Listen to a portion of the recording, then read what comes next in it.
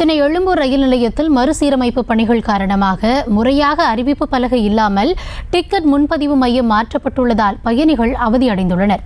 இதுகுறித்த விரிவான விவரங்களோடு இணைகிறார் எம்முடைய செய்தியாளர் வெங்கட். இந்த மாற்றமானது எப்பொழுது மேற்கொள்ளப்பட்டது, எந்த இடத்திற்கு மாற்றப்பட்டிருக்கிறது? விரிவான விவரம். வணக்கம் கௌதமி. சென்னை எழும்பூர் ரயில் நிலையத்துல மறுசீரமைப்பு பணிகள் நடைபெற்று வருவதன் காரணமா எழும்பூர் ரயில் நிலைய டிக்கெட் முன்பதிவு மையமானது பூந்தமல்லி சாலையை ஒட்டி இருக்கக்கூடிய RPF அலுவலக வளாகத்துல நேற்று முதல் இடமாற்றம் செய்யப்பட்டு தற்காலிகமாக செயல்பட்டு வருகிறது. இந்த தற்காலிகமாக இடமாற்றம் செய்யப்பட்டது ஏற்கனவே டிக்கெட் வழங்கிய கவுண்டர்கள்ல முறையாக அறிவிப்பு பலகை வைக்காததால பயணிகள் கடுமையான ஒரு சிரமத்தை சந்திப்பதா ஒரு குற்றச்சாட்டை முன் வச்சிருக்காங்க. சென்னை எழும்பூர் ரயில் நிலையத்துல 735 கோடி ரூபாய் மதிப்பீட்டுல மறுசீரமைப்பு பணிகள் தற்பொழுது நடைபெற்று வருகிறது.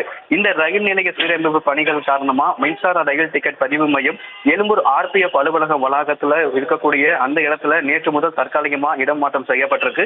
குறிப்பா எழும்பூர் ரயில் நிலையத்தை பிளாட்ஃபார்ம் 10 மற்றும் 11 நடைமுறையில அந்த டிக்கெட் வழங்கும் அந்த டிக்கெட் கொடுக்கப்பட்டு வந்தது. அந்த ஏற்கனவே டிக்கெட் கொடுக்கப்பட்ட இடத்துல இது போன்ற பணிகள் நடைபெறுவதன் காரணமாக ரயில் டிக்கெட் பதிவுகள் மாற்றம் செய்யப்பட்டிருக்கு என்கின்ற ஒரு அறிவிப்பு பலகை வைக்காதனால டிக்கெட் எடுக்க வரக்கூடிய பயணிகள் கடுமையான சிரமத்தை சந்திப்பதாக ஒரு குற்றச்சாட்டை முன்வைக்கிறார்கள். அதே போல அந்த பழைய டிக்கெட் கவுண்டர் இடத்துல இது போன்ற பணிகள் நடைபெற்று வருவதன் காரணமாக டிக்கெட் கவுண்டர் மையம் தற்காலிகமாக இடமாற்றம் செய்யப்பட்டிருக்கு அப்படிங்கிற ஒரு அறிவிப்பு பலகையை வைக்க வேண்டும் என்கின்ற ஒரு கோரிக்கையும் பயணிகள் வைத்திருக்கிறார்கள். கௌதமி,